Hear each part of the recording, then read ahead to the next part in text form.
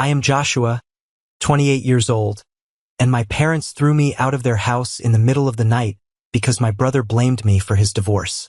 Before I tell you about the terrifying email that exposed his entire sick plan, let me know where you're watching from in the comments. I would love to see where this story is reaching tonight. It was a Tuesday night. I remember that clearly because I had just finished a massive design project for a freelance client, and my eyes were burning from staring at my monitor for 14 hours straight. I lived at home to save money while building my portfolio. I parked my used sedan in the driveway, right behind my older brother Matthew's gleaming black Porsche. Matthew did not live with us. He lived in a massive house in the suburbs with his wife, Hannah. Seeing his car there at 11 at night sent a cold spike of anxiety right through my chest. Something was wrong. I unlocked the front door and stepped into the hallway. The house was dead silent, but all the lights in the living room were blazing. I walked around the corner, shrugging off my jacket, and froze. My father, Robert, was standing by the fireplace. His face flushed a dangerous, dark red. The vein on the side of his neck was bulging against his collar. My mother, Elizabeth, sat stiffly on the edge of the leather sofa, clutching a tissue in both hands. And there, sitting in the armchair with his face buried in his palms, was Matthew. He was shaking. He was actually sobbing. "What happened?" I asked, dropping my keys into the ceramic bowl by the door. The clink sounded like a gunshot in the quiet room. My father snapped his head toward me. He did not ask how my day was. He did not ask if I was okay. He marched straight up to me, his chest heaving, and pointed a trembling finger right at my face. "Get out!" he screamed. The sheer volume of his voice rattled the picture frames on the wall behind me. "Get your things and get out of this house right now. Why would you do that to your brother?" I took a step back, my mind completely blank. "Do what? Dad, what are you talking about? Do not lie to us, Joshua," my father roared. He stepped closer, forcing me to back up against the wall. "Matthew told us everything. He told us exactly what you did with his marriage. He told us about the girl you introduced him to, the lies you covered up, the way you helped destroy his family." I looked past my raging father and stared at Matthew, my older brother, the golden child, the successful corporate manager who could do no wrong. Matthew slowly lowered his hands. His eyes were red, but there were no tears on his cheeks. He looked at me with this hollow, pathetic expression. "Matthew, what did you tell them?" I asked, my voice cracking. "I haven't even seen you in a month." Matthew sniffled and looked at our mother. "Mom, please. I can't look at him right now. My whole life is falling apart. Hannah is filing for divorce, and he is the reason." My mother finally stood up. I looked at her, desperately hoping for a shred of reason. I wanted her to ask me for my side of the story. I wanted her to be the mother I thought she was. Instead, she stared at me with pure, unadulterated disgust. It was a look you give a cockroach on the kitchen floor. "I have nothing to say to you, Joshua," she said, her voice ice cold. "You are completely rotten. Your brother is losing his wife. He might have to fight for custody of the dog. And his entire life is in ruins because of your sick jealousy." "Mom, this is not true. Please just listen to me," I begged, holding my hands out. "I don't even know what he is talking about. Who did I introduce him to? What girl?" "Stop talking," my father bellowed. Before I could even brace myself, my father grabbed me by the collar of my shirt and shoved me toward the front door. "I am not listening to your poison anymore. You are out of this family. Get out." He threw the front door open. The cold night air hit my face. Before I could process the physical shock, my father turned around and stormed down the hall toward my bedroom. I heard the sound of drawers being ripped open. I heard plastic bins crashing against the hardwood floor. "Dad, stop. My work stuff is in there," I yelled, running after him. My mother stepped into the hallway, physically blocking my path. She pushed her hands against my chest. "Do not go in there. You do not live here anymore." A minute later, my father emerged carrying a massive load of my clothes, my chargers, and my expensive work laptop. Without hesitating, he walked out the front door and threw everything onto the damp grass of the front lawn. My shirts scattered across the dirt. I heard the sickening crack of plastic as my laptop hit the edge of the concrete walkway. "No!" I screamed, dropping to my knees on the wet grass. I frantically grabbed my laptop, praying the hard drive was intact. This machine was my entire livelihood. My hands were shaking so violently I could barely zip it into my backpack. My father stood on the porch, glaring down at me. "Do not ever come back here. If you step foot on this property again, I will call the police and have you arrested for trespassing." He slammed the door shut. The deadbolt clicked. I knelt there on the dark lawn, surrounded by my scattered belongings. The sprinklers from the neighbor's yard were ticking in the distance. I looked up at the living room window. Through the blinds, I saw Matthew standing there. He wasn't crying anymore. He was just watching me. I shoved my clothes into garbage bags I found in my trunk. I threw my ruined electronics into the back seat. I got into my car, gripping the steering wheel so hard my knuckles turned white, and I drove away. I drove aimlessly down the empty streets of our suburban neighborhood, the streetlights flashing over the dashboard, wondering how 28 years of family history could be erased in less than 10 minutes. I truly believed that being discarded like actual garbage by my own parents was the worst thing that could ever happen to me. I was wrong, because what I did not know that night was that Matthew had not just panicked. He had executed a deliberate, calculated hit on my life. And 1 month later, an email would arrive that would blow his entire sick charade wide open. I spent that first night parked in a brightly lit gas station parking lot, terrified to close my eyes. By morning, my phone battery was at 4%. I called the only person I knew would pick up, my best friend, Carter. Carter lived in a cramped, one-bedroom apartment near the highway. When I showed up at his door carrying 2 black garbage bags and a backpack, I did not have to say a word. He took one look at my bloodshot eyes and my wrinkled clothes, grabbed the bags out of my hands, and pointed to his worn-out brown sofa. "Sit down," Carter said. He handed me a glass of cold water. "Tell me what happened." When I explained everything, Carter just sat there, shaking his head. He knew my family. He knew Matthew was the golden child, the son who got the expensive college fund while I had to take out student loans. He knew my parents worshipped the ground Matthew walked on because he was an executive and drove a Porsche. But even Carter was shocked by the sheer cruelty of it. "They didn't even ask you one question?" Carter asked, his brow furrowed in disbelief. "Not one," I said, staring at my shaking hands. "They just tossed me out, like I was nothing." I slept on Carter's couch for 4 days. The apartment smelled faintly of stale pizza and cheap laundry detergent, but it was safe. Every morning, I woke up with this crushing weight on my chest, hoping it was all a nightmare. I would immediately check my phone, expecting a text from my mom saying she was sorry, or a missed call from my dad asking me to come back and explain. Nothing. The silence from them was deafening. On the 5th day, I tried to call my mother. The call went straight to voicemail. I tried my father. Straight to voicemail. They had blocked my number. I sat on the edge of Carter's couch, the phone heavy in my hand, feeling a hot wave of humiliation wash over me. I was their son, and they had erased me with the push of a button. I could not accept it. I needed to see them. I borrowed Carter's car because mine was running on fumes, and I drove back to the house I grew up in. My heart was pounding frantically against my ribs as I walked up the driveway. The Porsche was gone. I rang the doorbell. I waited.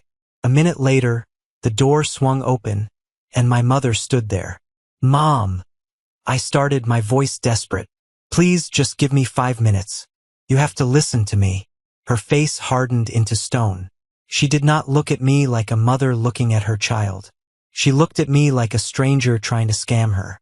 "I told your father you would try to slither back," she said coldly. "If you do not leave this porch right now, I am dialing 911. You are not welcome here, Joshua. Your Aunt Sarah has already told the rest of the family what you did to your brother. Do not embarrass yourself further." She slammed the door in my face. The sheer finality of that wooden door hitting the frame broke something inside me. Aunt Sarah, of course, the biggest gossip in the family. Matthew had not just poisoned my parents. He was systematically destroying my reputation with every relative we had. I walked back to the car, my vision blurring with angry tears. But the betrayal was not over. Later that afternoon, my phone buzzed. It was a text from Dylan. Dylan and I had been close friends since high school, and he was also a buddy of Matthew's. I opened the message, expecting support. Instead, the words on the screen made my stomach drop. "Don't ever contact me again, man. Matt told me everything. I can't believe you would set him up with some random girl and help her hide from his wife. You ruined his marriage. You're sick. We are done." I typed out a furious reply. "Dylan, you know me? I didn't do anything. He is lying. Message not delivered." Dylan had blocked me too. Matthew was burning my bridges one by one, watching the flames from a safe distance. He had completely isolated me. I had no family, no extended relatives, and now my oldest friends were turning their backs on me. I was a social pariah, cast out for a crime I didn't even understand. But I was done crying. Sitting in Carter's dark apartment that night, eating cold noodles from a takeout box, a deep, bitter realization settled over me. I was not going to win them back by begging. I was not going to get my family to love me by showing them how much they hurt me. They did not care. I needed to know the exact details of the lie Matthew told. I needed to know who this mystery woman was. And I needed to survive. The next morning, I moved out of Carter's place. I found the cheapest, most run-down studio apartment in North Austin. The landlord, Mr. Charles, was a grumpy man who demanded 2 months of rent in cash up front. I handed over almost my entire savings, leaving me with exactly $42 to my name. The studio was tiny. The floorboards creaked, the pipes groaned, and the single window looked out over a dumpster. But the door had a deadbolt. I locked it, sat on the bare mattress on the floor, and opened my cracked laptop. I had to fix this. I had to find out the truth. And I had to start making money before I starved. I spent the next 3 weeks operating like a machine. I woke up at 6 in the morning, drank cheap instant coffee, and glued myself to my cracked laptop. I sent out hundreds of applications for freelance design work. My survival depended entirely on my ability to keep my head down and ignore the gaping hole where my family used to be. Mr. Charles, the landlord, knocked on my door on the exact day rent was due, tapping his thick gold ring against the cheap wood. He did not care about my sob story. He wanted his cash. The pressure of the ticking clock forced me to work harder than I ever had in my life. I barely slept. I ate generic canned soup. I wore the same 3 shirts. Eventually, the relentless grinding paid off. I landed a massive contract with a marketing firm run by a man named Mr. Qley. Mr. Qley was a no-nonsense CEO who valued fast, high-quality work over corporate politics. I delivered a branding package 3 days ahead of schedule. He called me personally, his voice booming through the phone speaker. "Joshua, this is excellent work. My team loves it," Mr. Qley said. "I know you're freelancing right now, but I want to offer you a full-time remote position. Good salary, full benefits. You earned it." When I heard the word salary, I actually had to grip the edge of my cheap desk to keep from falling out of my chair. It was a lifeline. It was stability. For the first time in a month, I felt a genuine spark of hope. I accepted the job immediately. I was finally standing on my own 2 feet. But the ghost of my brother's lie still haunted me. I could not move on until I knew the truth. Through a mutual acquaintance who hadn't completely cut me off, I finally managed to find out the name of the woman Matthew had blamed for his divorce. Her name was Qley. She was a physical therapist who worked at a clinic near Matthew's corporate office. I tracked down her social media and sent her a direct message. I explained who I was and asked if she would just meet me for coffee. To my surprise, she agreed. We met at a small cafe downtown. Qley was a sharp, professional woman in her early 30s. She sat across from me with a defensive posture, holding her iced latte tightly. "I only agreed to meet you because I want this insane rumor to stop," Qley said flatly. Your brother is out of his mind. I have never had an affair with him. He told my parents that I introduced you to, and that I helped cover up the relationship, I explained, watching her reaction closely. Qley let out a harsh, bitter laugh. Introduced us? Joshua, I have never met you in my life until today. And as for Matthew, he was a patient at my clinic for a shoulder injury 6 months ago. That is the extent of our relationship. I am happily engaged. She pulled out her phone and slid it across the table. She showed me pictures of her fiancé, a tall guy with a beard. Then, she pulled up her work schedule and a few emails.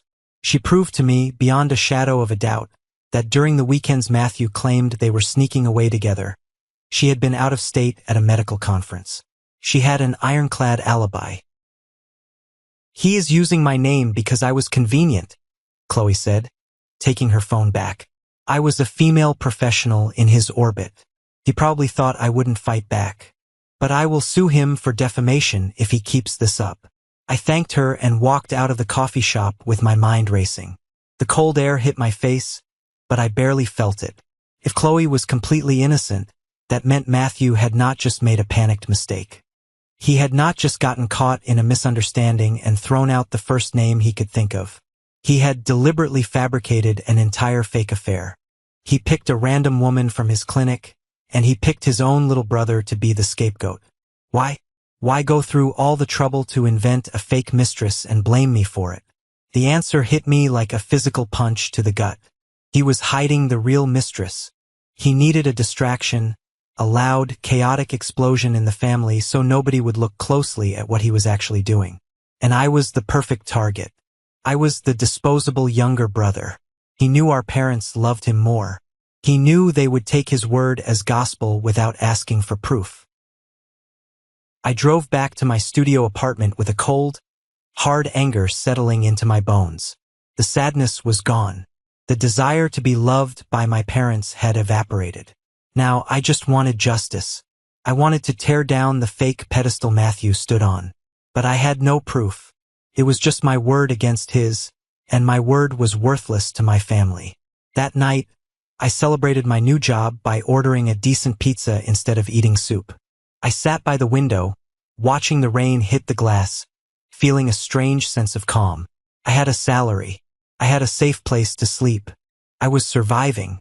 At exactly 11:42 p.m., my phone buzzed on the nightstand. I almost ignored it, thinking it was a spam email. But the screen lit up the dark room, and my eyes caught the subject line of the notification.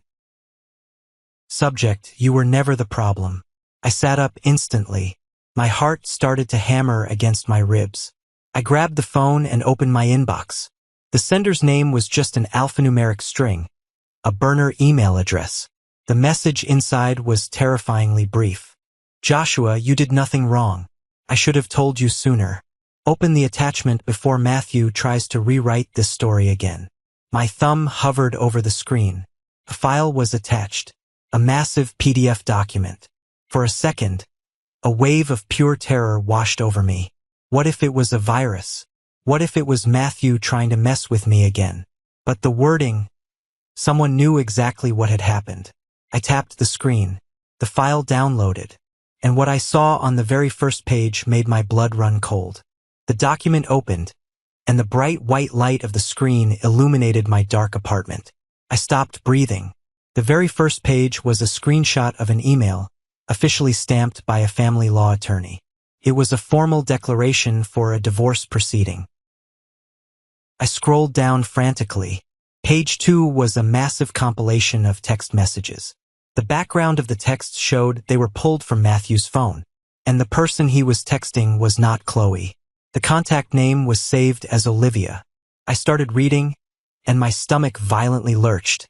The messages were explicit, reckless, and sickeningly affectionate. They talked about booking hotel rooms downtown. They talked about how annoying Hannah was. But what made me physically nauseous was a specific exchange dated 2 days before my parents threw me out. Olivia. Hannah is getting suspicious. What happens if she finds out? I'm not dealing with your crazy family. Matthew, don't worry about it. I already have a plan. If things blow up, I'll tell my parents it was a misunderstanding with that physical therapist, Qley, and I'll say Joshua set us up. They hate Joshua's lifestyle anyway. They'll buy it instantly. Olivia, you'd throw your brother under the bus? Matthew, he's a loser. It doesn't matter. They'll focus on being mad at him and I'll play the victim. Just lay low. I read that paragraph 5 times. He called me a loser. He mapped out my execution like he was planning a grocery run. He knew our parents favored him, and he weaponized their blind loyalty to protect his disgusting affair. I kept scrolling, my vision turning red with absolute fury. But the betrayal went even deeper. The next few pages were financial records, bank statements, credit card bills. There were thousands of dollars charged to luxury jewelry stores and high-end restaurants, all for Olivia. But the most damning document was a bill of sale. Matthew had secretly sold his black Porsche. I stared at the paperwork in disbelief. The car I had seen in the driveway that night, the car he constantly bragged about, had been sold 3 days after I was kicked out. He sold it for cash to a private dealership to cover the massive debts he racked up from his affair. But right below the bill of sale were screenshots of text messages Matthew had sent to our father just last week. Matthew, Dad, Hannah's lawyer is destroying me in the divorce. They froze my accounts. I don't even have money for rent. I might lose everything because of what Joshua did to my marriage. Robert, Dad, do not worry, son. Your mother and I are pulling from our retirement savings today. We are also going to redirect the money from the college fund we set up for your kids. We will wire you $40,000 tomorrow. We won't let Joshua's evil actions ruin you. My jaw clenched so hard my teeth ached. A cold, surgical rage washed over me. Matthew was not just using me to hide his mistress. He was using my exile to actively scam our parents out of their life savings. He sold his luxury car to pay off his mistress's debts, then cried poor to our father, blaming me to steal their money.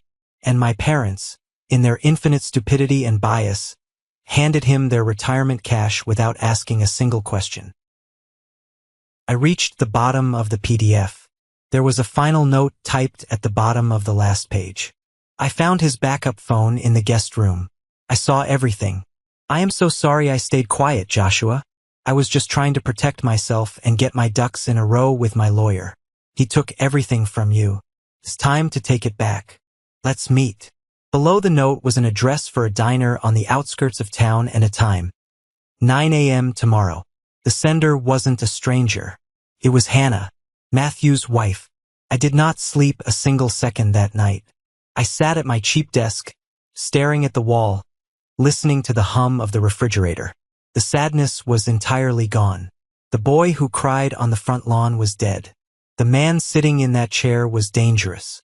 The next morning, I put on my best button-down shirt. I drove to the diner. The bell above the door jingled as I walked in. Hannah was sitting in a booth in the back, nursing a black coffee. She looked exhausted, with dark circles under her eyes, but her posture was rigid and determined. I slid into the booth across from her. I didn't say hello. I just looked at her. You brought the physical copies? I asked, my voice terrifyingly calm. Hannah reached into her large tote bag and pulled out a thick, heavy manila folder. She slid it across the sticky Formica table. Everything is in there, Hannah said quietly. The texts with Olivia, the car sale, the wire transfers from your parents. My lawyer said I have enough to absolutely destroy him in the divorce. I'm taking the house. I'm taking full custody of the dog. He is getting nothing. Why give this to me? I asked, tapping the folder. Because destroying him in court isn't enough, Hannah replied, her eyes flashing with a cold fire. He destroyed your relationship with your family to cover his tracks. He's sitting in your parents' house right now, eating their food, spending their retirement money, and playing the victim. He needs to lose them, too. I looked at the folder. The weapon I needed was right here. It was heavy, undeniable truth. Are my parents home right now? I asked. Hannah checked her watch. Yes, it's Sunday morning. They are all there, having a nice, Peaceful family breakfast. I grabbed the folder and stood up. Let's go ruin their breakfast. Hannah and I drove in separate cars. I pulled up to the curb of my childhood home. The grass where my laptop had shattered a month ago was perfectly manicured. The house looked quiet, pristine, and entirely built on lies. I walked up the driveway with Hannah right beside me. I did not bother knocking. I reached into my pocket, pulled out the spare key my parents had forgotten to demand back, and unlocked the front door. We stepped into the foyer. The smell of bacon and fresh coffee drifted from the kitchen. I heard laughter. It was my mother, chuckling at something Matthew said. The sound made my blood boil. I walked straight into the dining room. My father was reading the newspaper at the head of the table. My mother was pouring orange juice. Matthew was sitting there in his expensive cashmere sweater, cutting into a pancake. The moment they saw me, the laughter died instantly. The room went dead silent. My mother dropped the juice pitcher onto the table with a loud thud. My father stood up so fast his chair tipped backward and crashed onto the floor. "How dare you come into this house?" My father roared, his face turning that familiar, dangerous shade of red. "I told you I would call the police. Get out before I have you arrested." "Call them," I said, my voice dangerously steady. I did not flinch. I did not back away. I walked right up to the dining table and slammed the thick manila folder down right next to Matthew's plate. Matthew looked at the folder. Then he looked at Hannah standing behind me. The color completely drained from his face. He suddenly looked like a ghost. "What is this?" my mother demanded, pointing a shaking finger at Hannah. "Hannah, what are you doing here with him? He ruined your marriage." "No, Elizabeth," Hannah said, her voice dripping with venom. "Your golden boy ruined his own marriage. Joshua had absolutely nothing to do with it." My father stared at Hannah, confused. "What are you talking about?" "Matthew told us about the physical therapist." I opened the folder. I pulled out the first stack of papers and spread them across the polished dining table. "There is no physical therapist, Dad," I said coldly. "Her name is Olivia. Read the texts." My father hesitated, then picked up the pages. My mother leaned in to look. I watched their eyes dart back and forth across the printed text messages.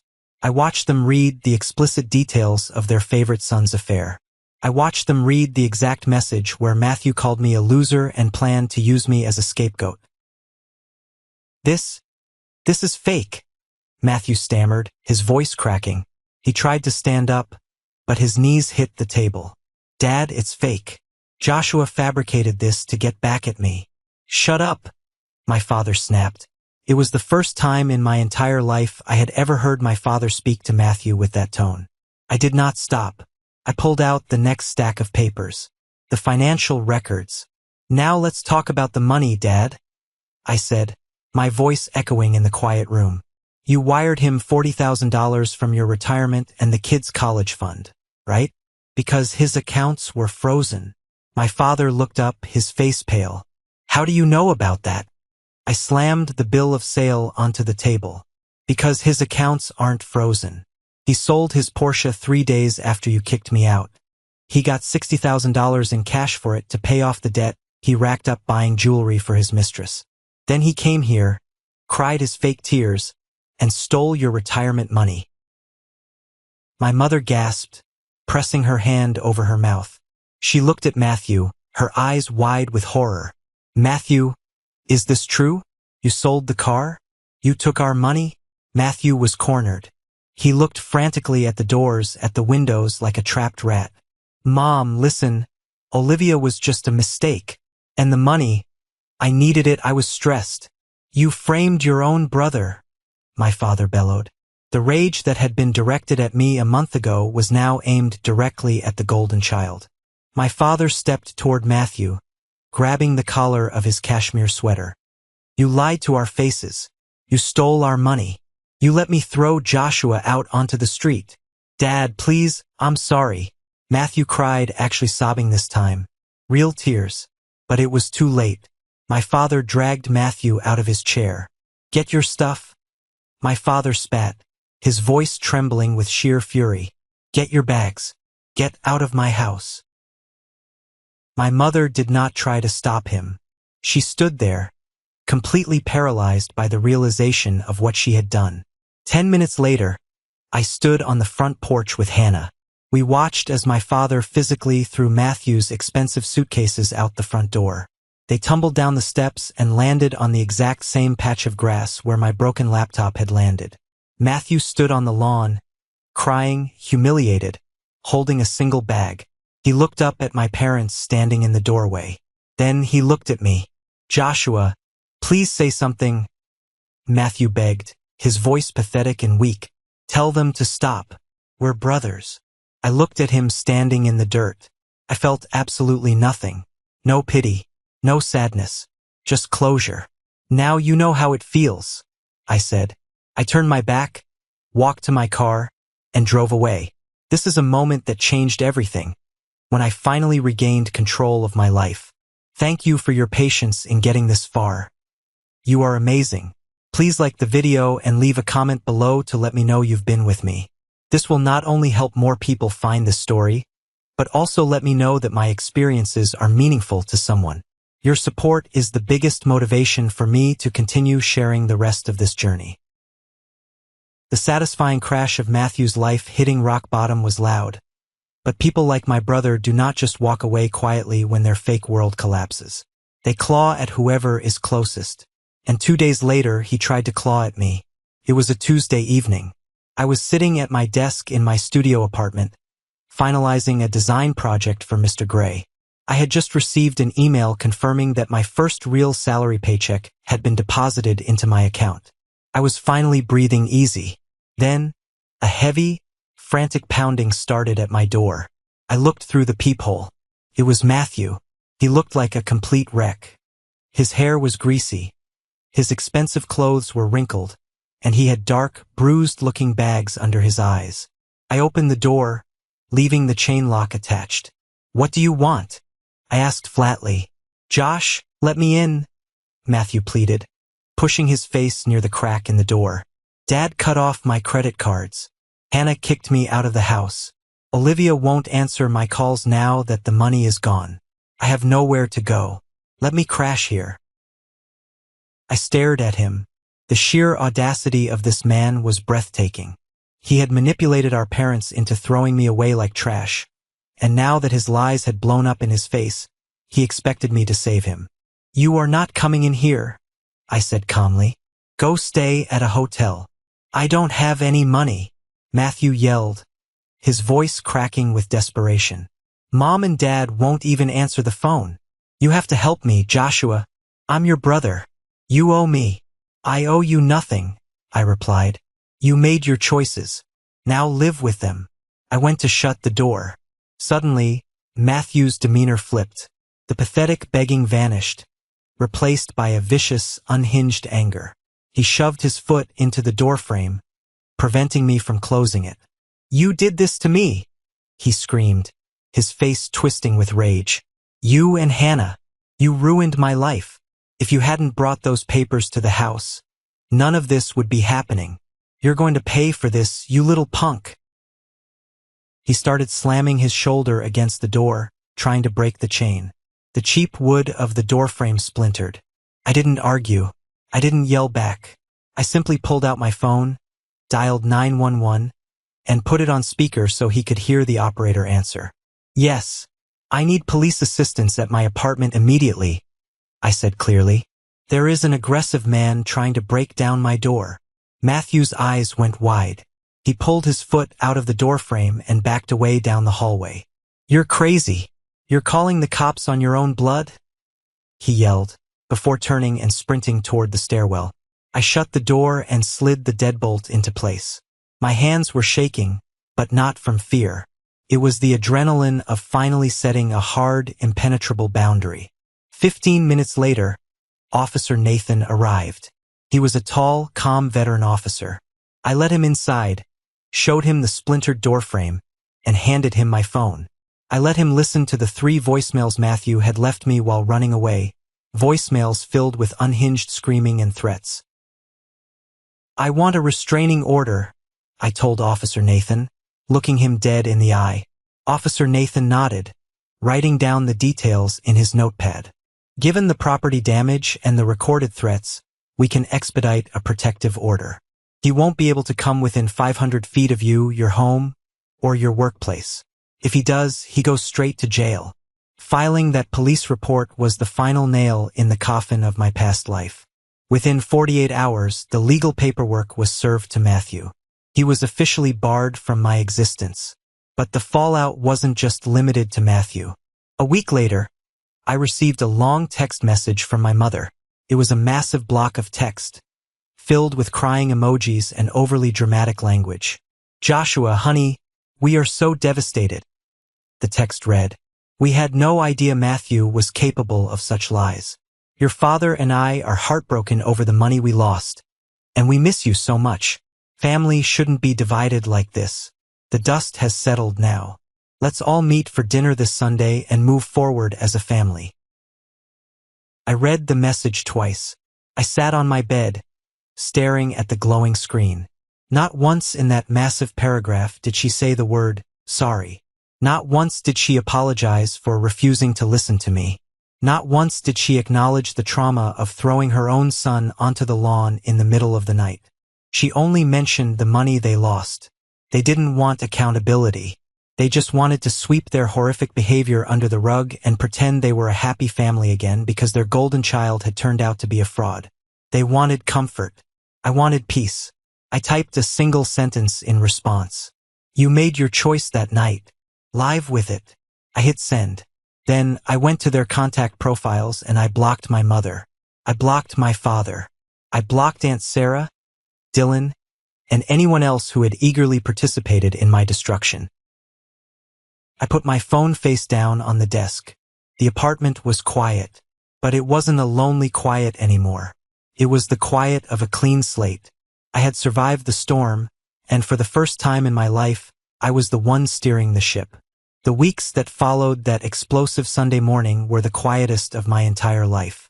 It was not the heavy, anxious, suffocating silence I had experienced while sleeping on Carter's lumpy couch. That old silence was filled with fear. This new silence was different. It was a clean, sweeping silence.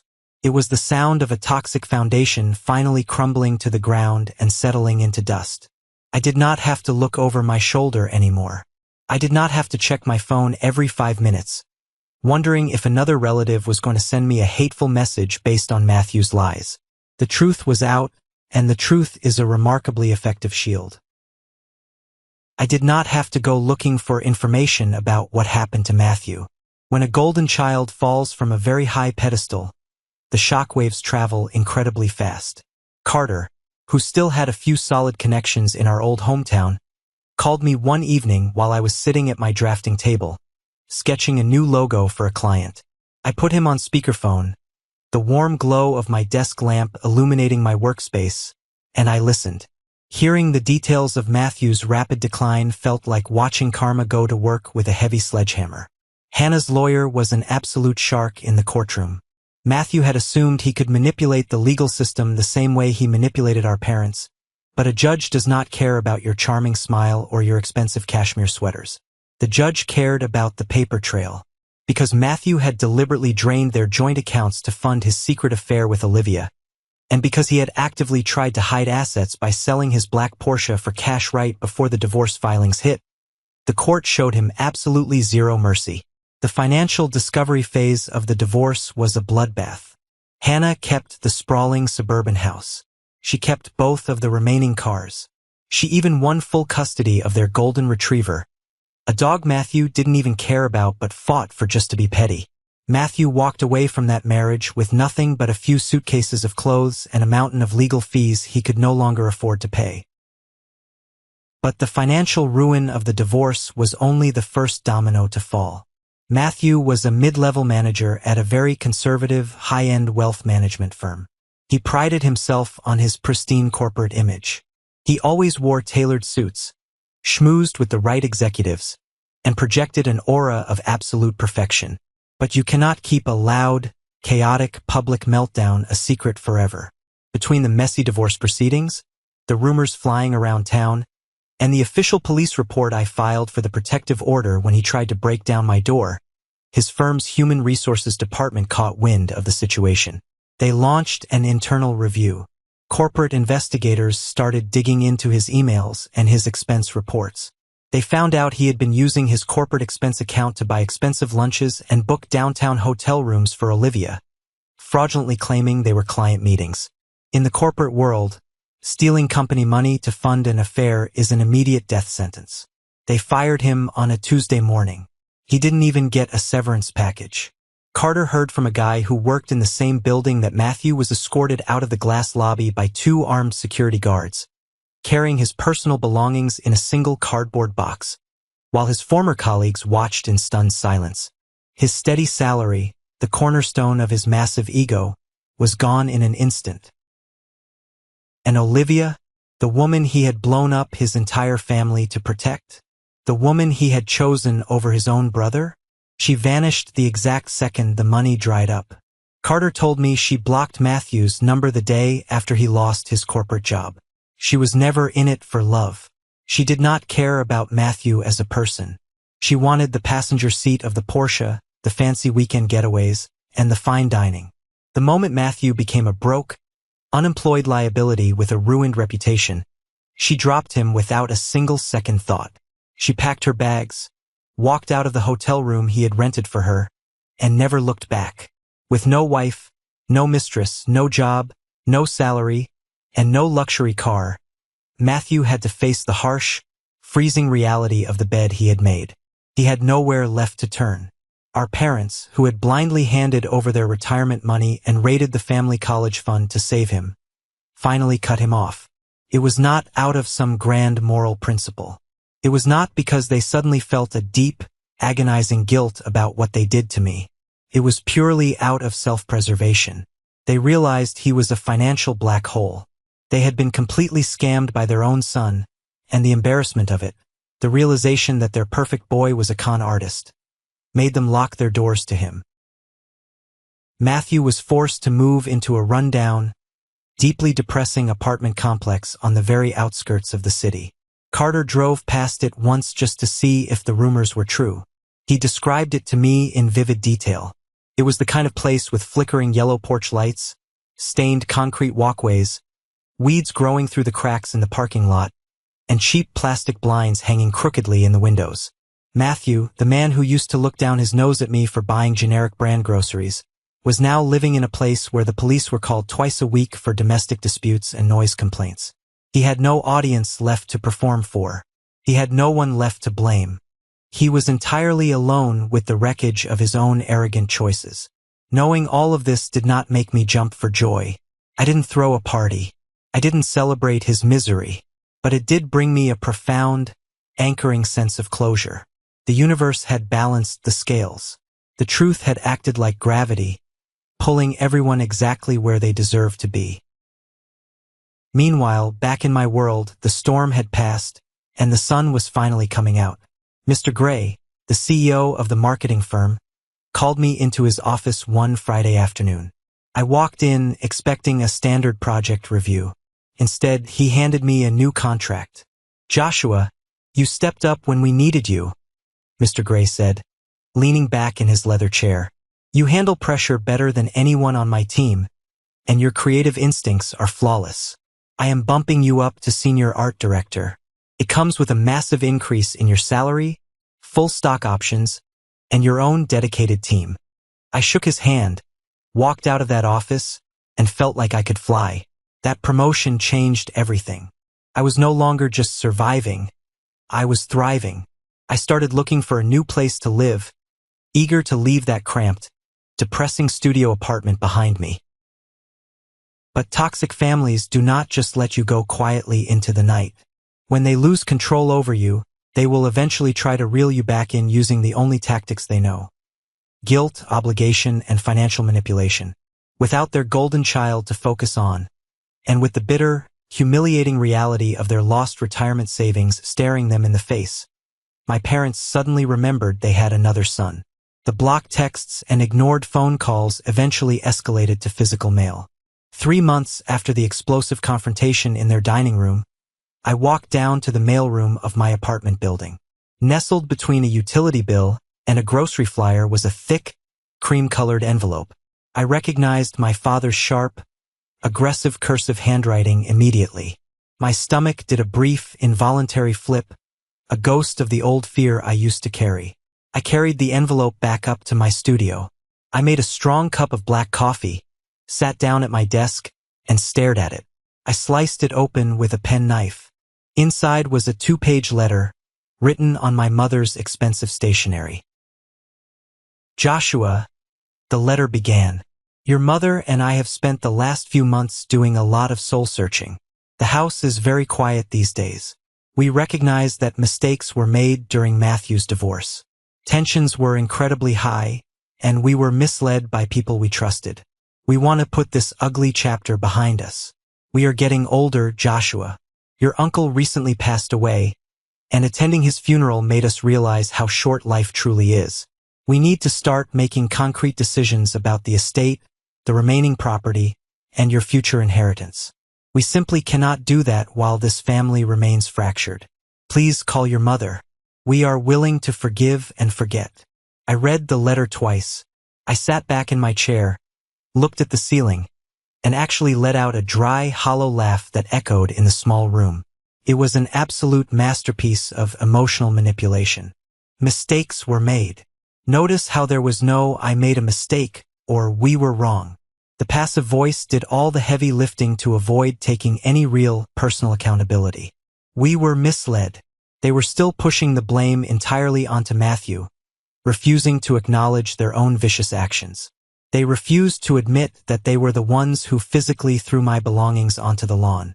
They were the ones who looked at me with disgust. They were the ones who refused to let me speak a single word in my defense. And the absolute kicker, the most insulting part of the entire letter, was the dangling carrot of the inheritance. My father knew I had struggled financially in the past. He thought he could buy my forgiveness by hinting at a payday. He thought I was still that terrified, broke 28-year-old kid kneeling on the wet grass, begging for scraps of their approval. He thought he could wave a check in my face and erase the trauma they inflicted on me. He didn't know that my life had completely changed. He didn't know about my promotion. He didn't know that my new salary was more than enough to live incredibly comfortably. I didn't need a single dime of his conditional, toxic, blood-stained money. I would rather be broke for the rest of my life than accept a financial inheritance that required me to surrender my dignity. I took the thick, cream-colored pages, stacked them neatly, tore them perfectly in half, and dropped them straight into the trash can. I did not write an angry reply. I did not call to yell at them. I let the absolute silence be my final answer. They wanted a relationship with me now because their preferred option had turned out to be a total fraud. They wanted the comfort of pretending they were good, loving parents without doing the agonizing, ego-crushing work of actually apologizing and changing their behavior. But I was no longer a backup plan. I was a person, and I absolutely refused to be a placeholder in my own family. That night, I went out for dinner with Carter and a few new friends I had made at the firm. We sat on a wooden patio under bright string lights, eating incredible food, drinking cold beer, and laughing until our ribs physically hurt. I looked around the table at these people. These were people who knew me, who respected my boundaries, and who had never once asked me to shrink myself down to make them comfortable. I realized right then, looking at their smiling faces, that my life wasn't empty because I lost my biological family. My life was finally full because I had cleared out the poison, making room for something real, honest, and completely safe. 3 years have passed since the night my father pointed a trembling finger at the driveway and screamed at me to get out of his house. If you had told me back then, while I was sitting in my freezing car with my shattered laptop and my garbage bags full of wrinkled clothes, that being thrown away was the best thing that could have ever happened to me, I would have thought you were clinically insane. When you are in the middle of the storm, you cannot see the sunlight. You only feel the rain. But time has a very funny, undeniable way of revealing the absolute truth. I don't live in that cramped, noisy studio apartment anymore. Thanks to my promotion and the incredible salary that came with it, I saved up enough money to buy my own place. It is a beautiful, light-filled, mid-century modern house in a quiet neighborhood. It has a large, green backyard, a massive kitchen where I love to cook, and a heavy, solid oak front door that only opens for people I actively choose to let into my life. I bought a brand new car. I replaced the broken laptop with the absolute best, highest-end equipment on the market. I built a life that is entirely, undeniably mine. I built it brick by brick, funded by my own hard work, and protected by my own rigid boundaries. Carter is still my best friend. We are closer now than we ever were. A year ago, we actually started a small side business together, doing freelance branding and marketing for local coffee shops and breweries. It's thriving. He was the guy who opened his door and let me sleep on his smelly sofa when I had absolutely nothing. So he is the guy who gets to sit at the head of my dining table now that I have everything. We host massive barbecues in my backyard on the weekends. My house is always full of music, the smell of good food, loud laughter, and genuine, unfiltered connection. This is my chosen family. I haven't spoken a single word to my parents or Matthew in 3 years. Not a text, not an email, not a phone call. The silence is golden. Occasionally, news still trickles down through the grapevine. People talk, and sometimes Carter hears things from old acquaintances. I heard Matthew is still bouncing between low-paying entry-level jobs. He cannot hold down a position because he constantly clashes with management. He is still playing the victim. He blames his ex-wife, he blames his former boss, he blames the economy, and he probably still blames me for his miserable existence. Because he never took accountability for his actions, he never grew. He is trapped in a prison of his own making, forever bitter, forever looking for a shortcut. My parents are still living in that big, quiet, empty suburban house. They refuse to admit their own role in the destruction of their family. To this day, they tell the extended relatives that I am a rebellious, deeply ungrateful son who abandoned them in their old age. They paint themselves as the tragic victims of a broken generation. Let them say it. Their false narrative does not control me anymore. Their words have no power in my house. The hardest, most painful lesson I had to learn in my 20s was that sharing DNA with someone does not automatically make them your family. Blood gives you a biological connection, yes. It gives you shared physical traits. But blood does not guarantee loyalty. It does not guarantee respect. And it certainly does not guarantee love. For years, I twisted myself into knots trying to be the good son. I stayed quiet when they insulted me. I took the blame for things I didn't do. I accepted far less than I deserved because I genuinely thought that was what family required. I thought family meant enduring pain. I thought if I just loved them hard enough, if I was just useful enough, they would eventually see my value. I thought I could earn my way into their hearts. But toxic people do not value you for who you actually are. They value you for what you can do for them. Matthew valued me because I was a highly convenient scapegoat to hide his disgusting affair. He used me as a human shield. My parents valued me as a punching bag. They needed somewhere to direct their anger, so they didn't have to face the terrifying, heartbreaking reality that their golden child, the son they bragged about to their friends, was actually a manipulative monster.